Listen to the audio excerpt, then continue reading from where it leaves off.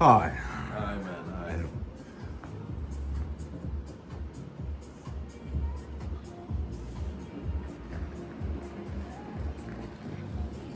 So what are we going to do? It's going very good. Yeah. Yeah. Nice, nice. And you're welcome. Yes, thanks a lot. Thank you man.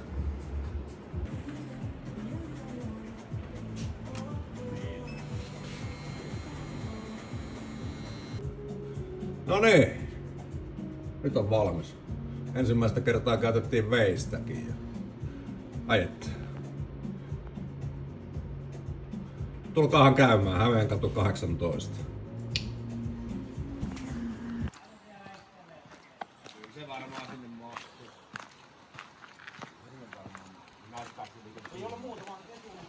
Jaha. Täälläkö pestään jotain muutakin kuin rahaa, niinkö? On se. On tietenkin. No niin. Jaa, pitää sitten vissiin pukeutua taas asianmukaisesti. Semmoiset kokkelit vielä naamalle ja... Kyllä nyt kelpaa taas, hä?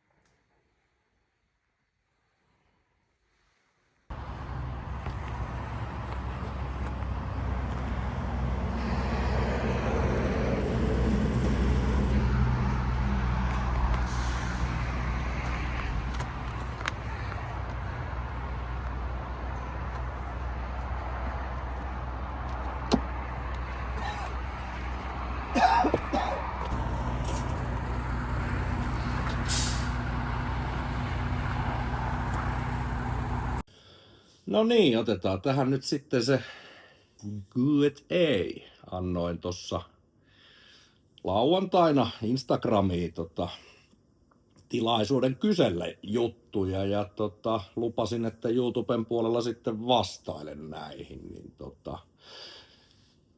sieltähän sateli kysymyksiä sankoin joukoin, jopa 3 kysymystä saatiin läjään. Ja mentaliteetti se, että jokainen kysymys huomioidaan, muuten näistä Q&A-hetkistä tulee kovin lyhyitä. Eli niitä ei ole muuten ollenkaan, jos minä en jokaiseen lähde vastaamaan. Ja nythän mä vastaan tässä sitten 3 esitettyyn kysymykseen, jotka kuuluu sillä tavalla, että 1. Ootko homo? 2. Paljon penkki. Ja numero 3. Loppuelämä pelkkää rannekääntöä salilla vai kerran seksiä miehen kanssa? Kumpi? Tämmöiset kysymykset me saatiin läjään, kun vuorokaus luukutettiin kysyttäviä tuolla Instagramin puolella. Ei mitään, lähdetään purkamaan asiaa. Eli kohta 1. Ootko homo? No, ajoittain tuntuu, että olisi ihan hyvä ehkä ollakin, kun kattelee Instagramin direä eli viestiboksia, kun siellä tulee kaikenlaista lähestymistä miessukupuolta edustavilta henkilöiltä. Mutta homman nimi on nyt vaan se, että en ole. En valitettavasti ole. Kyllä miesten kanssa juttuun tulee aina, mutta sen syvemmälle en pysty suhdetta miehen kanssa viemään kuin ihan tällaisella kaveripohjalla ja juttelun tasolla. Että mitään tämmöistä niin kuin vetovoimaa tai intohimoa en koe miehiä kohtaan. Josko tämä nyt selvensi tätä asiaa. Mikäli haluat vielä tarkennuksia tähän kysymykseen, niin ole hyvä ja tarkenna kysymystä. Mutta tiettävästi en ole homo. Kohta 2. Paljon penkki. Okei. En tiedä, kelpaako tähän nyt sitten, haetaanko tässä nyt niinku kaikkien aikojen ykkösenkkaa, sarjaenkkaa, tämänhetkistä tilannetta vai miten on. Mutta mä avaan kaikki. Eli paras penkki ykkönen, minkä on salilla ottanut silloin, kun vielä tämmöisiä ykkösiä tykkäsin otella. Eli joskus 3 vuotta sitten, 2023-2022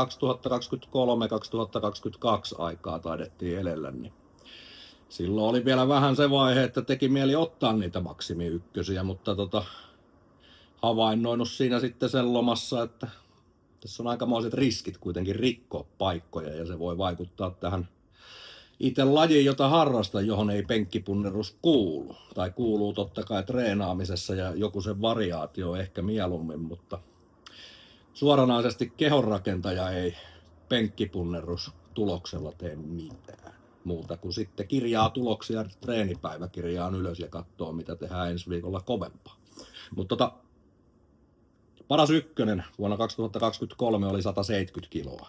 Sen on penkannut. Ja se löytyy mun Instagramistakin se video, kyllä. Se on siellä jossakin siellä menneisyyden lehtien havinassa, jos joku jaksaa scrollailla. Ja tällä hetkellä, viimeis kun mä oon penkannut, mä en ole tänä vuonna muistaakseni penkannut kertaakaan tangolla ja vapaalla. Eli tällä perinteisellä mallilla. Syksyllä kisojen jälkeen treenit luisti ja ei sattunut mihinkä paikkoihin ja oli tosi jeessiä aikaa, ainakin sen 2 viikkoa. Otin vähän penkkiä siinä ja silloin otin kovimman sarjan 140 kiloa kertaa 8. Veikkaan, että se on ehkä paras sarjaenkka mulla. Kapeessa penkissä olen ottanut 560 vapaalla. Ja kaikki siis salinostoja. Eli en ota kommentointia vastaan tekniikasta tai muusta. Nekin on kaikki nähtävissä siellä Instagramissa siellä menneisyydessä. Ja tällä hetkellä miten penkkiä suoritan, niin lähinnä enemmän jollain vipuvarsikoneella tai punneruskoneella vinopenkkityylillä. Koska koen, että se on vähän turvallisempi vaihtoehto kuin tehdä sitä perinteistä penkkipunnerusta, kun siinä on aina rupeaa paikkojen sattumaan, on kaikenlaisia särkytiloja tulee, olkapäihin sattuu, ranteisiin sattuu ja kaikkea muuta nössön puhetta, mutta tosiaan se ei mun kilpauraani edistä penkkituloksella leveily tai sen petraaminen, niin mä pysyn näissä sarjoissa, otan mieluummin hyvän 6 tai 8 kuin raan 1. Näin on, tää on pelihenki. Ja loppuelämä pelkkää rannekääntöä vai kerran seksiä miehen kanssa? Kumpi? Tähän ei ollut nyt mitään hintalappua määritelty, eli tästä seksistä miehen kanssa ei tosiaan ollut luvassa mitään rahapalkintoa, että niin kuin sitä vaan meinaan, että kyllähän kaikki niin kuin aina kaikille löytyy hinta.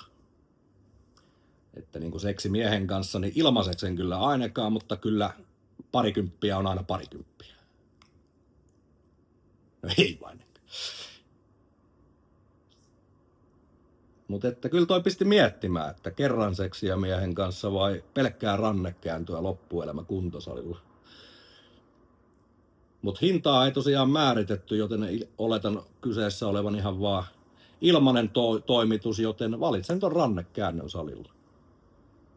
Ja tässä ei myöskään määritelty paljon sillä salilla pitää käydä, eli varmaan sitten lopetan koko salireenaamisen ja kun sinne joskus menen, niin teen sitten vaan rannekääntöä. Kerran vuodessa. Tai jotain tällaista. Mutta tämänkertainen Q&A oli tässä. Ilmoitellaan taas kun uutta luvassa ja sinne saa Instagramin puolelle sitten taas käydä latelemassa kysymyksiä, jos tämmöisiä löytyy. Saa kysyä ihan oikeitakin asioita ja kyllähän nämä toki ihan oikeita asioita oli ja vakavasti otettavia. Mutta saa kysellä ihan mitä lystää treenaamisesta sen ulkopuolelta ynnä muuta. On ihan avoin kaikille kysymyksille. Ja tämä oli vain osoitus siitä, joten antaa soittaa vaan jatkossakin. Kiitoksia.